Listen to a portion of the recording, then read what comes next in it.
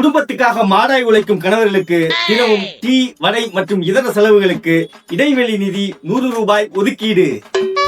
மேனேஜரிடமும் மனைவியிடமும் பாராய்ப்படும் கணவர்கள் இளைப்பாற வாரத்துக்கு ஒரு முறை நண்பர்களுடன் ஜாலியாக செலவிட இளைப்பாறுதல் நிதி 1000 ரூபாய் ஒதுக்கீடு. குடும்பத்து சுமையை சுமக்கும் கணவர்கள் அந்த சுமையை இறக்கி மகிழ்ச்சியை பெற்றிட 6 மாதத்திற்கு ஒரு முறை இன்ப சுற்றுலா சென்று வர இன்ப சுற்றுலா நிதி 6000 ரூபாய் ஒதுக்கீடு.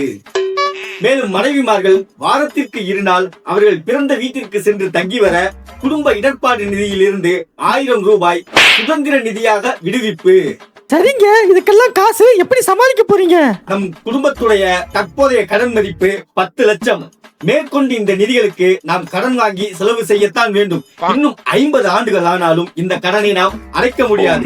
எனவே மேலும் வருவாயை பெருக்க மாமனார் வீட்டிலிருந்து மாசம் 10,000 ரூபாய் துயர் துடைப்பு நிதியாக விடுவிக்க வேண்டும் என்று இந்த கூட்டத்தில் தீர்மானம் நிறைவேற்றப்படுகின்றது.